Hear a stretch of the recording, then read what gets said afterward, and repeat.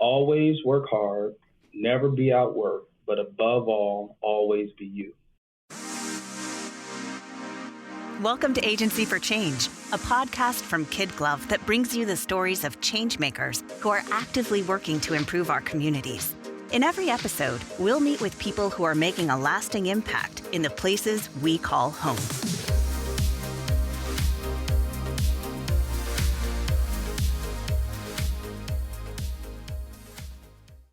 Getting the care you need is so important, but where do you turn if you don't have access to reliable health care? That's the question Charles Drew Health Center in Omaha has been answering since 1983 when it first opened its doors. Today, as a leader in community health and with locations all across Omaha, including several at public schools and public housing facilities, the organization is still focused on providing comprehensive medical care for anyone who needs it, regardless of their ability to pay. Hey everyone, welcome to another episode of the Agency for Change podcast. This is Lynn Weinman, President and Chief Strategist of KidGlov. Today we're talking with Kenny McMorris, CEO of Charles Drew Health Center, which is working to grow a healthy community in Omaha by providing quality, comprehensive health care. Kenny, welcome to the podcast. No, I'm happy to be here. Thanks for having me, and looking forward to having a great conversation here. Me too. So we talked a little bit about Charles Drew Health Center in the introduction, but could you talk a bit more about what the organization does and who you serve? Yeah. So Charles Drew Health Center is what is called a federally qualified health center, or called an FQHC. And the genesis of the FQHC movement actually started out of the civil rights movement in the early 60s. Out of Mount Bayou, Mississippi, there was a place in the Boston area as well, where communities that underserved typically have some challenges in terms of their environment. Folks were saying, hey, we need access to healthcare that is native to us.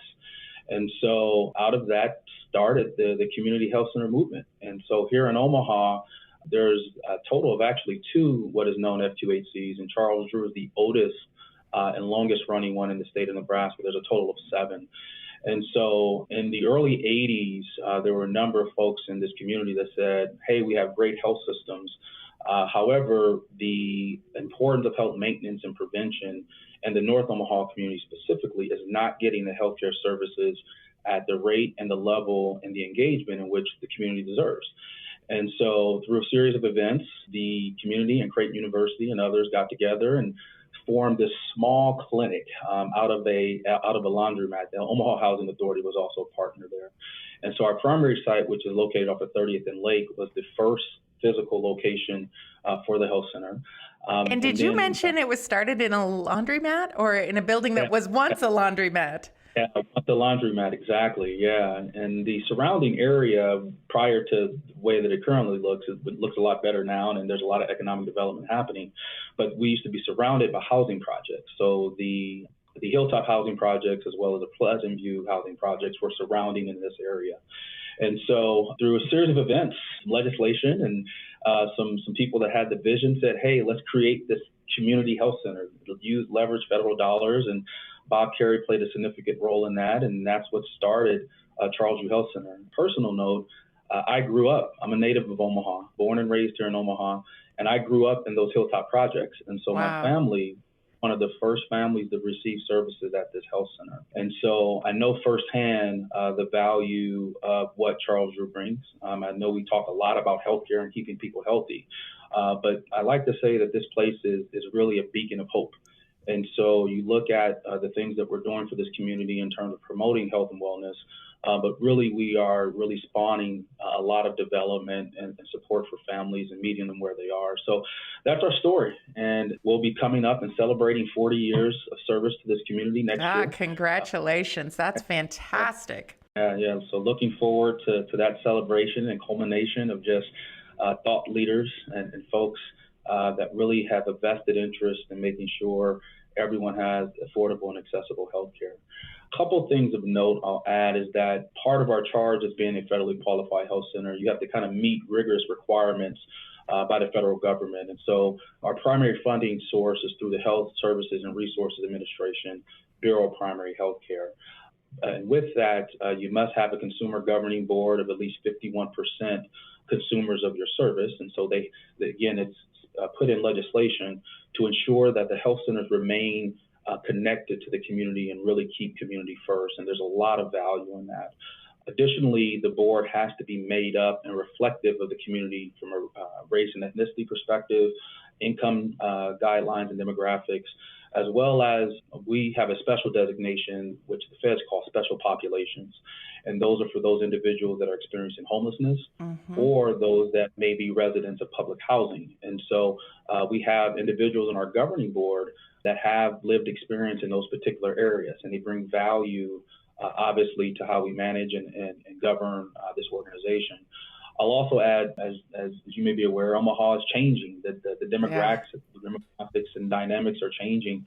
And so historically, we have served a majority Black population, but we have a lot of refugees that are calling Omaha and North Omaha specifically home.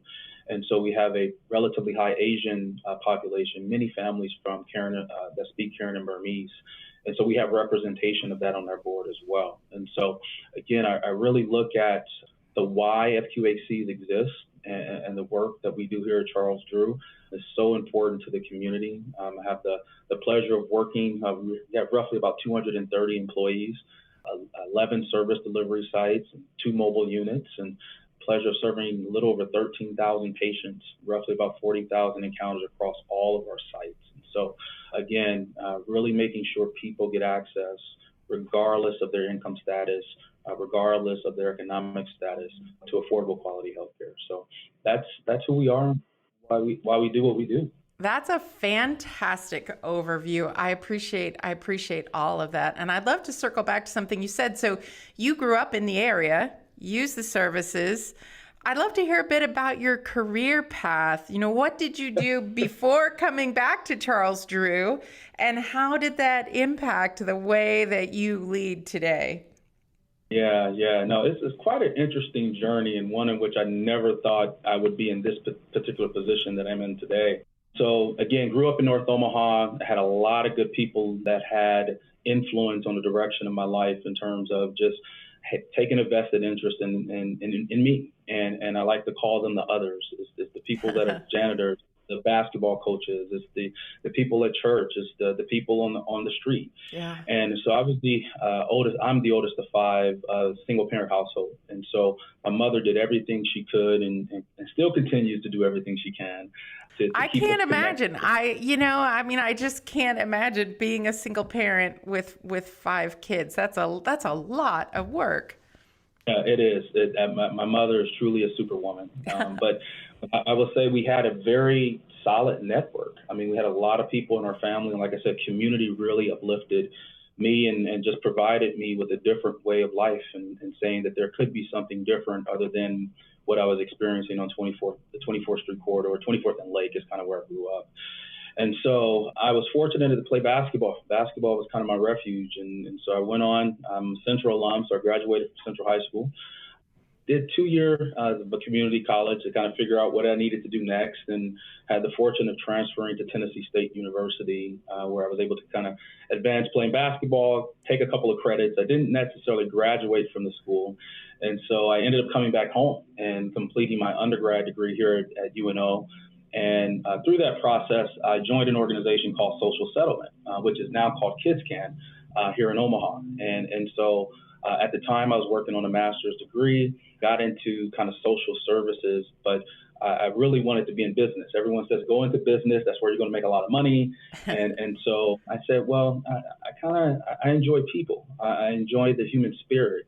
But I do like the idea of creating something and starting something and the excitement associated with that. And so I continued in that space, and there was an opportunity that became available at the Urban League of Nebraska for a development director. Sure. And knew of all the services at the Urban League, participated in a lot of those growing up.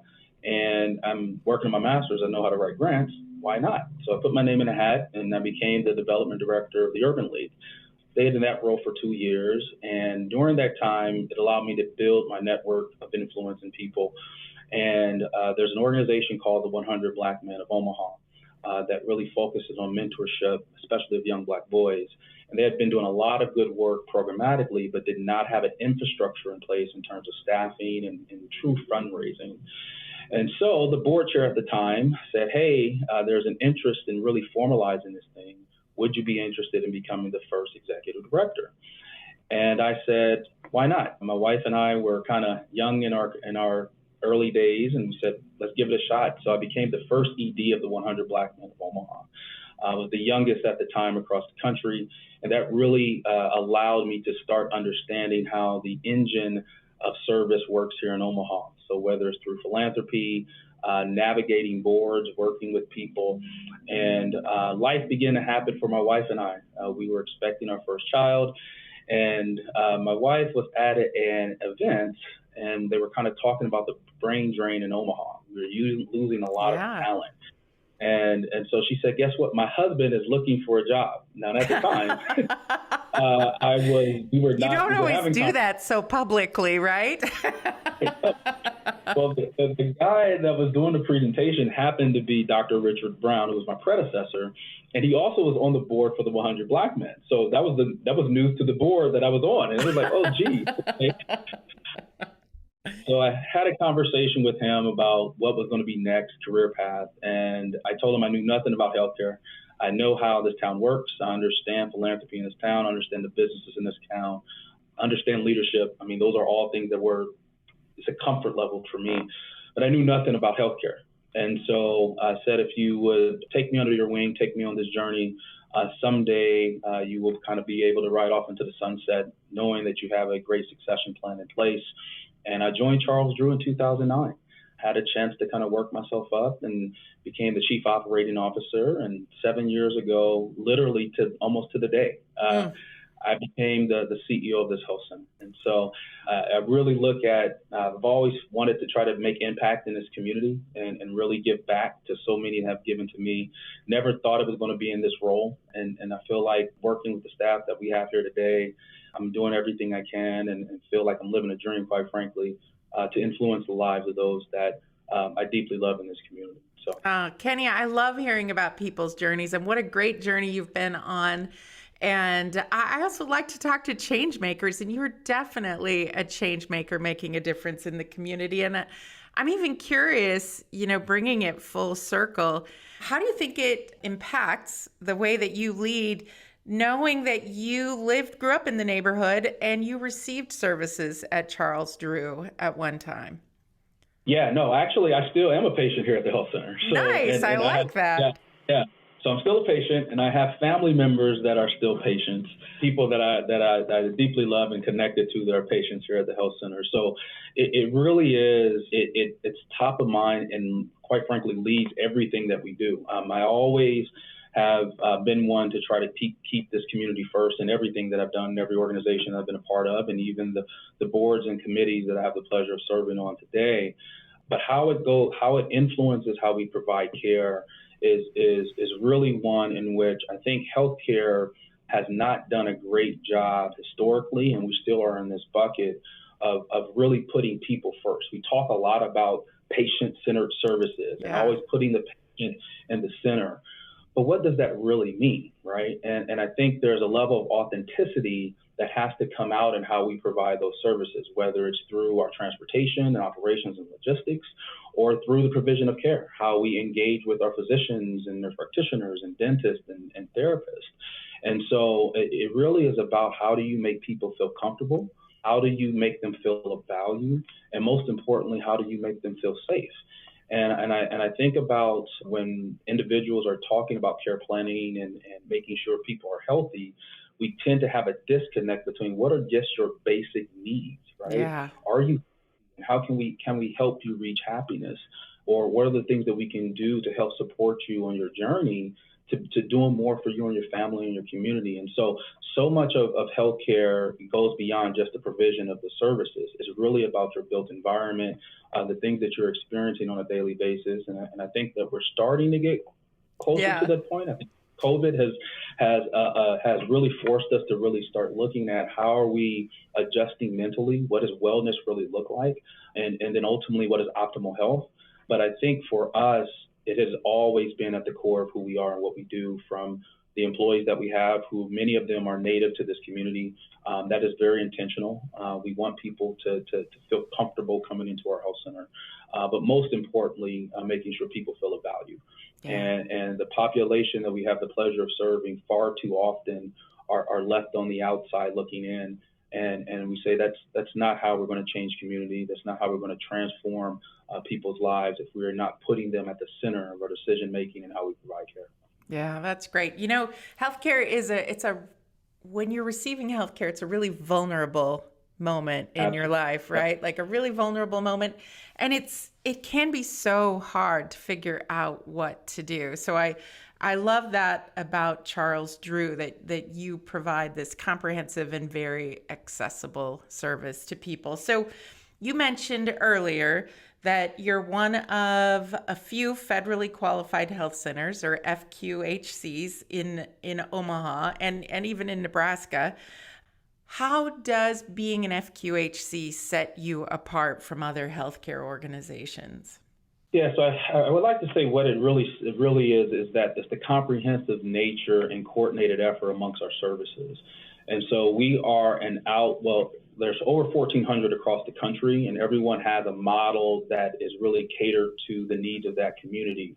What we provide specifically is what is called ambulatory care or outpatient services. Okay. So again, we are in the business of health maintenance and prevention, and so doing everything we can to support our patients and this community's efforts on this health journey.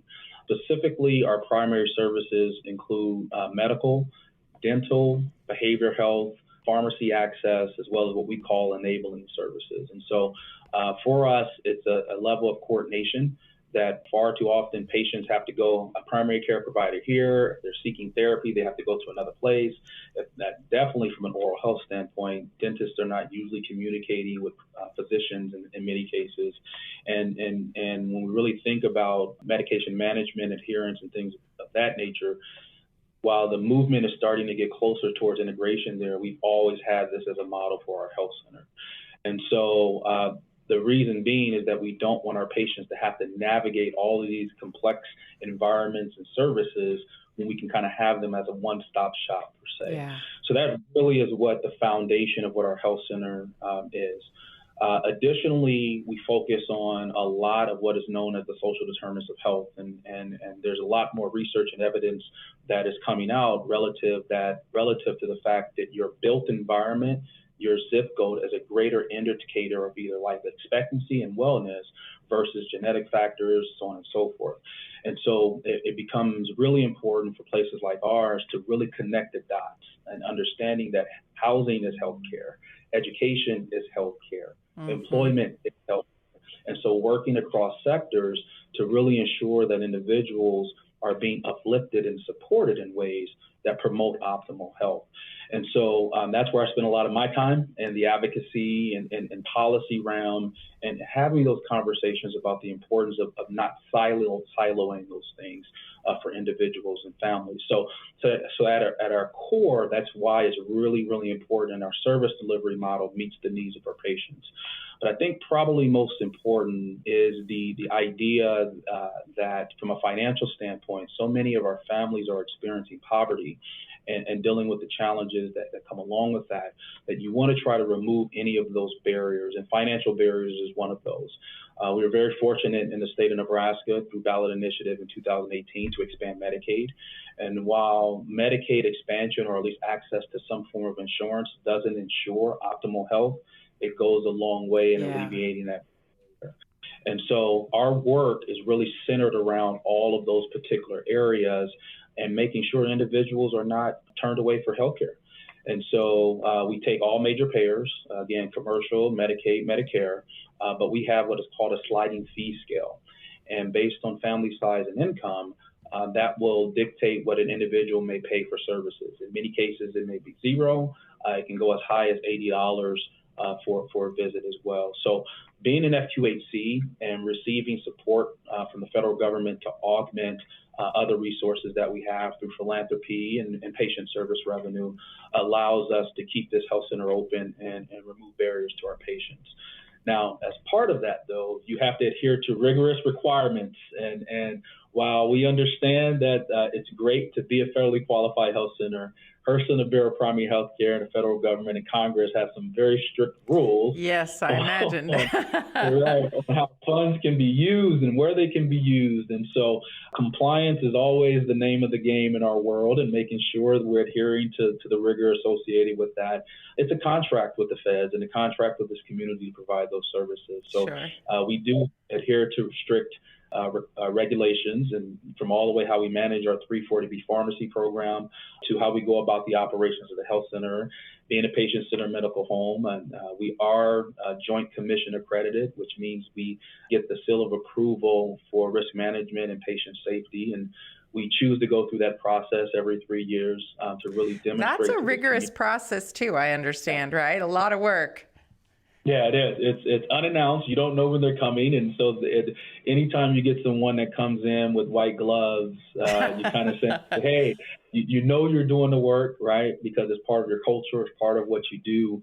But when you get someone that comes in and really gives you that stamp of approval to say that you're meeting all of these particular requirements, that you are making sure that your employees and patients are safe, that you're following the latest on evidence-based practice for patient care and safety, it really means a lot. And again, we celebrate that. We want our community to know that when they're coming into our facilities, that we take a sense of pride in meeting those expectations, along with providing them great care. So being an FQHC, again, from a community perspective, there's a lot of advantages to it. But also, I would also say that as taking on that responsibility, you have to make sure that you're checking off all the boxes and you're meeting those expectations that are set up by the federal government. Absolutely. I mean, and I think that just ensures the community and your patients that you are providing the very highest standard of care. And I think that's great. So,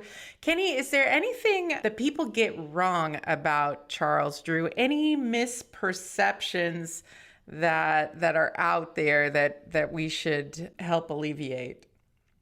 Yeah, so I'll start with the fact that we are a free clinic. I think a lot of people think we are just a free clinic, and while we provide service, we try to alleviate the financial barrier to care and to services. We are not a free clinic. Just like any other business, you have to make sure that you're operating and leveraging resources and being good stewards of the dollars. Ultimately, we're a federal program, and so we have to be good stewards of taxpayer dollars. All of us are paying into this system. And so it's important that we kind of dispel that myth around the fact of being a free clinic.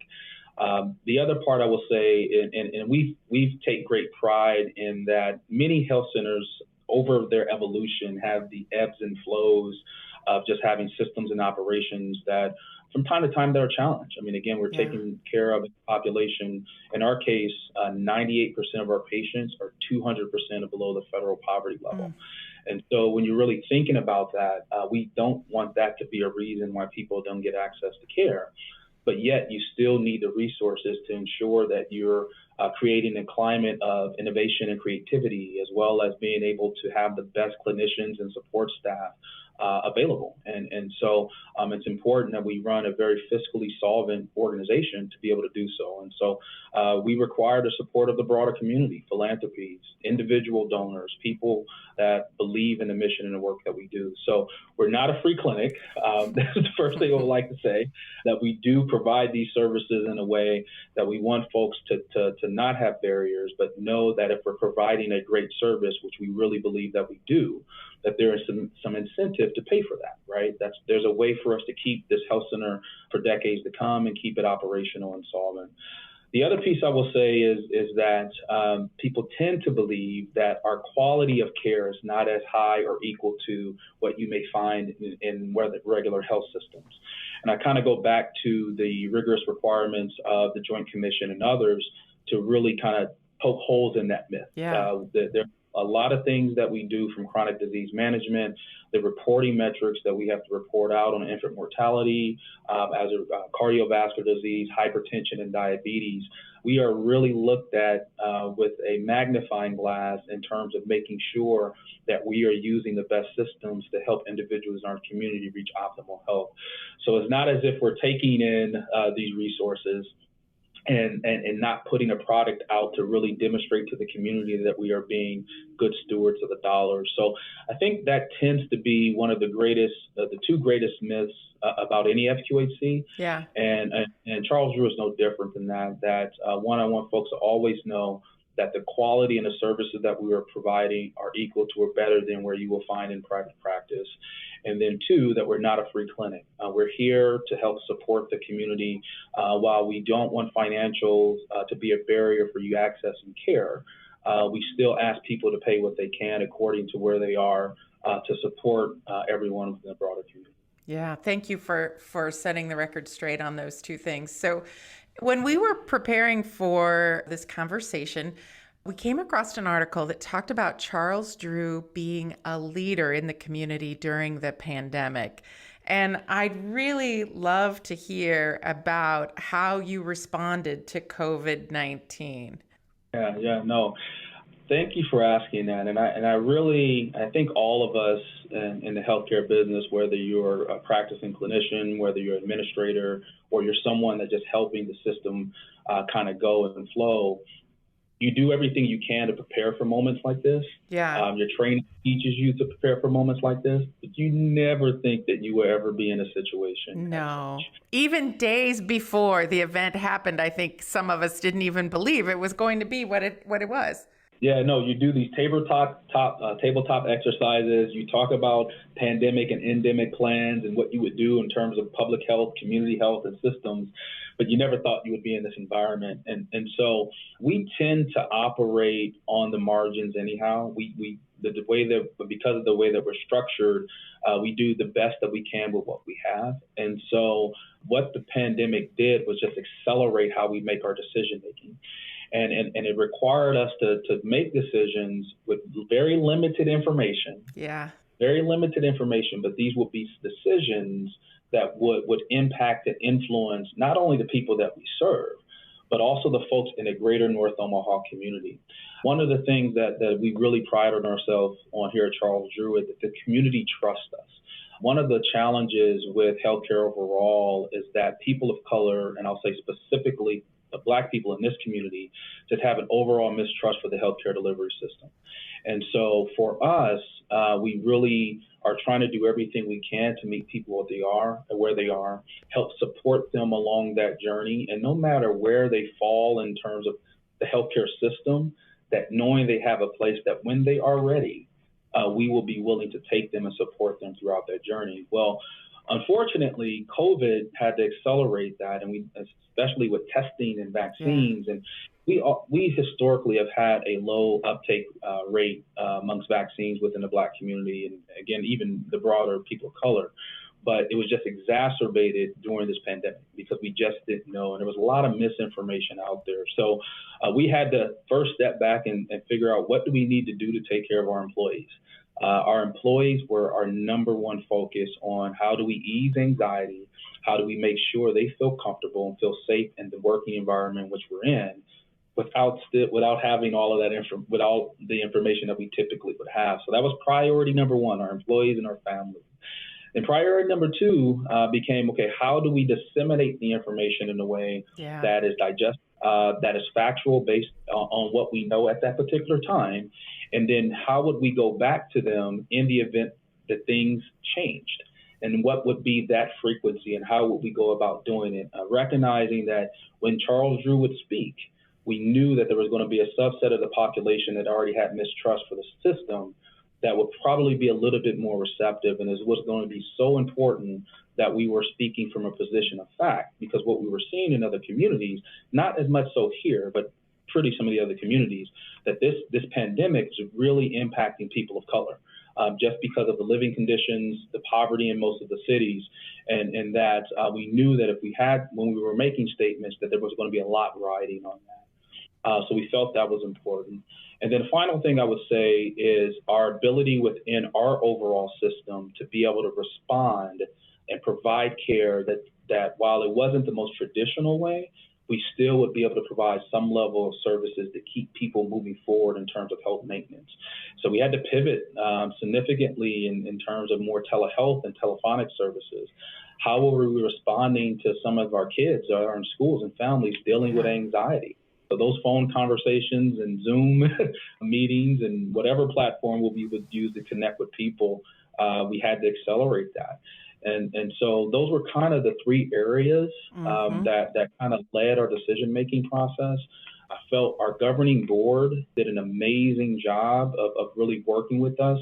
And again, most places, especially being in the seat that I'm in, will say, okay, boards are a certain way and you got to give.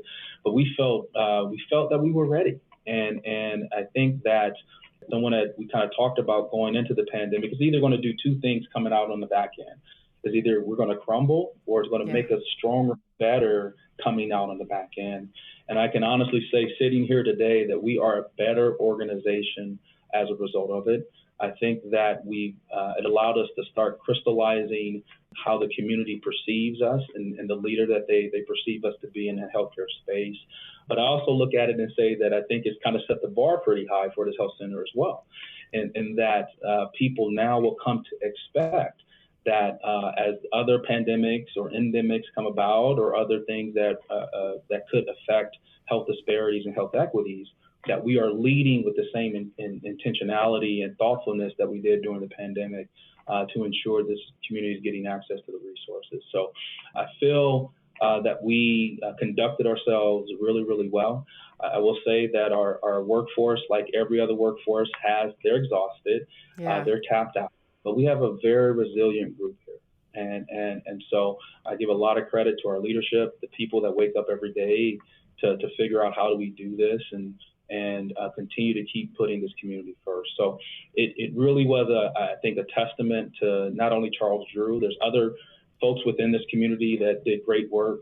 We had to have a great relationship with the local health department, a great relationship with folks at the state level. And we've always had a really good relationship with connections at the federal level, but it required all of us to work together differently. Kenny, kudos to you and your team for all of the great work that you did. And I'm curious, as the pandemic seems to kind of stretch on, what do your ongoing efforts look like? Yeah, so it's constantly one in which the evaluation, I think data, I think throughout all of this, we have started to really understand the importance of data, but more importantly, being able to take that information and make solid decisions based on what we see. And so as an organization, we have a lot of information. As I said before, we share a lot of this stuff with the federal government, but how we unpack it and how we move things forward has been one that have as we move forward as an organization, that we step back and say, okay, hey, we need to really make sure we're leading with this. Also, the technology and access to technology, not only from our standpoint, but the end user. So how do we empower our communities? I think everyone has a cell phone, right? But how are we using the cell phone and apps within the cell phone, or even the technologies within the cell phone, to help advance healthcare and health access and helping the population navigate the use of those resources? So it really has required us to think more critically about our resources and what we have, collectively how we work closely with other partners within the community. And I would say our model of care is still going to remain the same. The core of what we do, that will never change, because again, it's always been about people and accessing and getting them the access to where they are. But how we are doing that is uniquely different today and will be uniquely different moving forward. But I think the biggest piece is on how do we educate the population from a health literacy standpoint on how to use it so it works to their advantage. So a lot of our energy goes into efforts, what we call kind of enabling services, connectors, people that work with individuals to work with their providers. It could be working with case managers. It could be working with housing specialists. If you're looking for a job, employment services, to connect our patients to those desperately needed resources. We know those things are there, as a community, we don't do as good of a job as I would like with connecting the dots in those areas. And so a lot of our efforts and our work are really working on making that happen. But then also, too, on the provision of care side, just making sure we are doing and being accessible to our patients. And access doesn't always mean physically walking into one of our buildings. It may be, okay, hey, I have a urgent care question, and do you have someone on your team that can respond to my question? Okay, our systems and technology have to be able to meet that. Or I'm having transportation issues, and my car broke down literally 2 hours before my appointment. I don't want to miss my appointment. Yeah. Well, we have vans to go pick up our patients. And so again, or I don't have a translator, maybe there's a language barrier gap there. And so we have on-site interpreters that help our patients. And so making sure that our patients get those support systems to really reach optimal health. So for us, we really look at how do we continue to do those things just at a greater scale. And the final piece I will say is there's a lot of economic development going on in our community. There's a great emphasis on housing and really building community. And so my hope is that as the community grows, so does the Charles Drew services.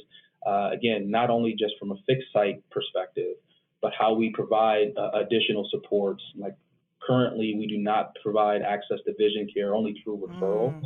Would love to have that on campus and part of our system. So working with our community partners and health systems to be able to provide that through our networks. That would be a nice addition. And Kenny, talking about connecting the dots, I know you were a part of the North Omaha COVID-19 task force. Can you tell me a bit about that involvement and the initiatives you were involved in? Yeah, so that North Omaha COVID-19 task force, I think really started from even prior to that. There were groups of individuals that we were getting together to really talk about health and wellness in North Omaha. So the foundation had already been laid. The relationships had already been there. And so our focus was really more on health disparities, like how do we alleviate the infant mortality? How do we minimize or reduce hypertension and diabetes within the community? So once the pandemic hit, then we just completely pivoted to addressing the issues related to COVID-19. And again, a lot of it started with just being able to have a platform to talk about strategies and relay information. What do we know? What do we not know? What does this mean? And so that task force helped us kind of talk through a lot of those scenarios in real time. Additionally, coming up with plans on dissemination, so not only from the testing, because initially coming out, there wasn't enough PPE. There wasn't, obviously, testing was not developed in a way to meet the needs. So how would we go about this when it became available? And so how do we have a plan to make sure that the people that typically that are disenfranchised from our system get access to those services?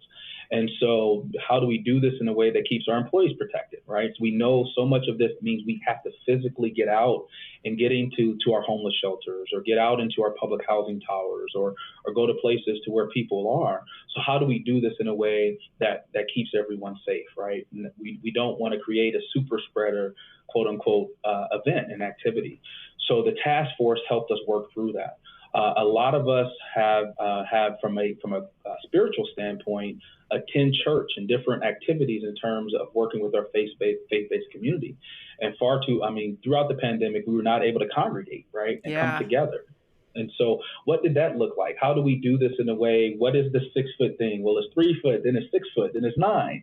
Well, if I wear a mask, then you don't wear a mask, do it. So what are the probability? And so we had to really work through a lot of those things. And so, again, leveraging our resources with the CDC, obviously having the University of Nebraska Medical Center here right in our backyard was an enormous resource. And so that task force really helped us to really go through this process of figuring out how we were going to make sure that the community engaged. But one of probably the most important thing of this group, I think, was the advocacy and making sure that resources, when it came down to communities that tend to have disproportionately greater chronic conditions, and what we were seeing early in the pandemic, that these were the populations that were being affected by COVID.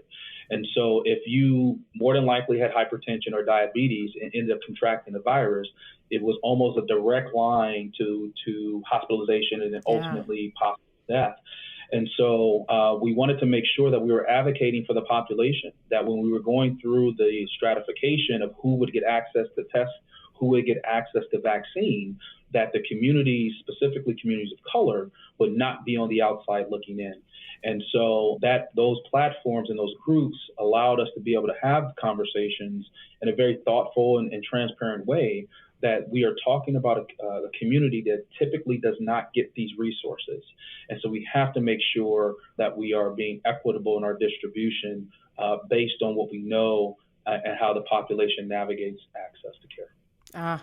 So Kenny, you've talked a lot about the work that you have done to serve and reach underserved populations. I'm really curious, what are some of the best ways you have found at Charles Drew to connect with these individuals? Yeah. So I've always taken the approach, and again, being a native of this community, I will say families that are in North Omaha, that call North Omaha home, are very resilient. That we really figure out a way to make something out of nothing. And so that if given an opportunity to have a quote unquote level playing field, that you can really see a community thrive.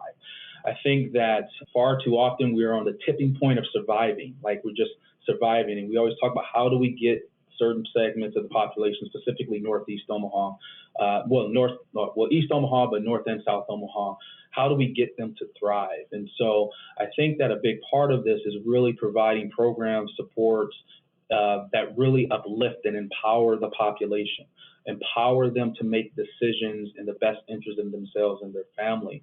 And so that's what leads. So we are one to make sure that people are equipped with whatever information is the latest and greatest in technology to help support that, as well as being able to do it in a very thoughtful way. I think it's so important that people understand and know that you care. And so if they feel that, and if they feel that you care about them, anything that you can do to help support them in terms of their improving their quality of life, they're going to be more receptive to. I tell folks it does nothing to tell someone that, okay, your A1C is high, you are borderline diabetic, and you need to start exercising and eating fresh fruits and vegetables. Well, if there is no places in the community that you can go and exercise, and if you are limited, we literally are living in not a food desert, a food swamp, to where you are limited to your access to fresh fruits and vegetables, probability of you really adhering to that care plan is very slim to none. And so it is really the work that we do is appealing to our patients, but appealing to the broader community to be able to say, these are things that help community thrive and be successful. And how do we make sure that we make those things available to our patients and individuals in our community? So that's really, like I said, at the core of who we are and what we do, always been and will continue to be about people, and then advocating in a way that alleviates barriers to them reaching optimal health. That's great. Great advice. Kenny, your passion for the work that you do and the people you serve is really inspiring. And I'm going to ask you next my favorite question on the podcast. I ask it on every episode, but I am looking for a Kenny McMorris original quote to inspire our audience. Yeah. So every mentor that I've had, and again, whether it's been in sports, whether it's been in leadership, business, you name it, has always said that you need to have a personal mission statement. And I think having a personal mission statement, if you put some thought into it, it grounds you in your thought process. It keeps you level-headed in your highs. It takes you out of the depths when you're at your lows. And so I always reflect on this mission statement because I think about my life, I think about the people in my life, always been about hard work. And I wasn't always the smartest kid in the classroom.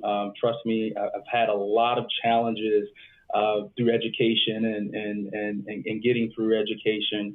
But one of the things that has always been the core of me, who I am, and really I get this from my family and my great-grandfather, is just hard work. And so I tell folks, having a personal mission statement is good for you. So My personal mission statement is always work hard, never be outworked, but above all, always be you. And Oh, so working hard is so important, whether it's a physical or mental. There's no shortcoming for hard work. Hard work has always been the great equalizer. And so I've always believed that.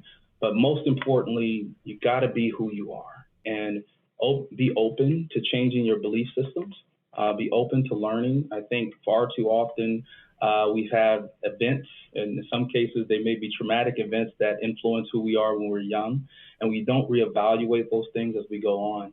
And so I've been fortunate enough in my life to interact with a lot of good people, see a lot of great things. And so I tell folks to always make sure that you be who you are and be open to changing that.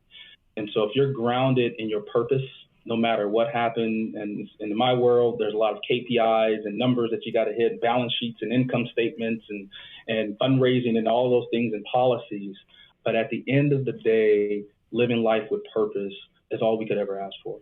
And so I think that having that around you, you can never go wrong. As I get older, family becomes more important. My wife and I have a 12-year-old son and 8-year-old daughter that I just love immensely. And so the work that I have an opportunity to do daily really is about how do we create a life better for them.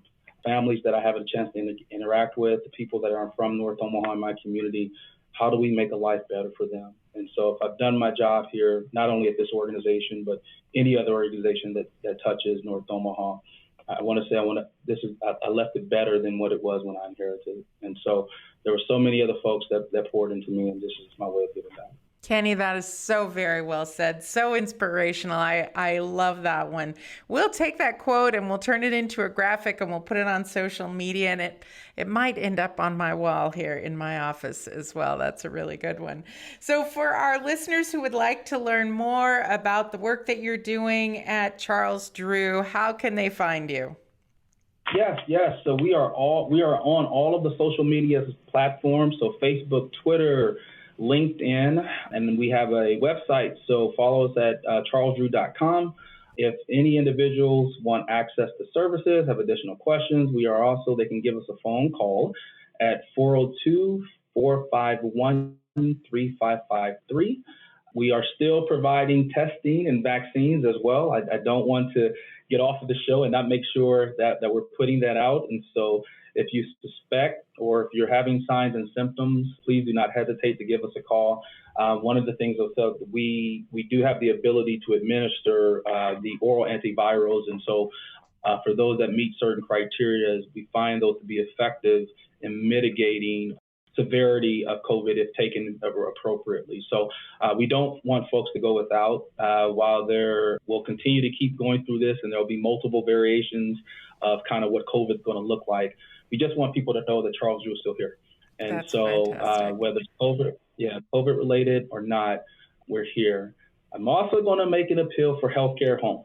And so while we would love to have you here at Charles Drew Health Center, proponent for health and wellness, have a relationship with a primary care provider, someone that you trust, someone that respects you and you respect to help manage yourself and your family care.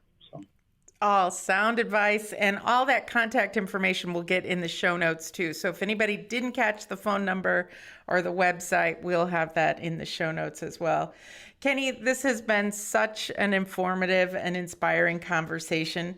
As we wrap up our time today, what is the most important thing you would like our listeners to remember about the work that you're doing? Yeah, that truly your health is your wealth. And that I think that you cannot perform in the workplace, you cannot perform at home, you cannot be a great community advocate if you do not have your health. And that is not only your physical health, but also your mental health. And so again, it is so important that we take the time to focus on ourselves. Again, have a relationship with a primary care provider, preferably here at Charles Drew Health Center, definitely what I would go with. But finally, I will say is that every community has a jewel in a federally qualified health center.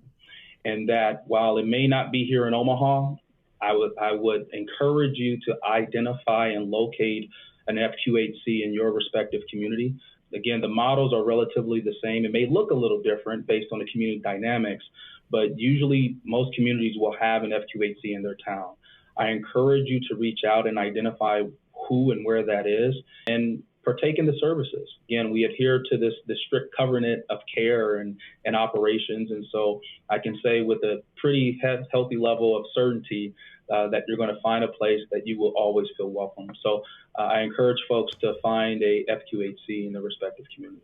That's fantastic. Kenny, I fully believe the world needs more people like you, more organizations like Charles Drew. Thank you for taking time to talk with us today. Absolutely, Lynn. Thank you. It has been a pleasure. And I look forward to great things to come from this organization and obviously working with you all into the future. So. We are honored to be able to partner with you and with Charles Drew.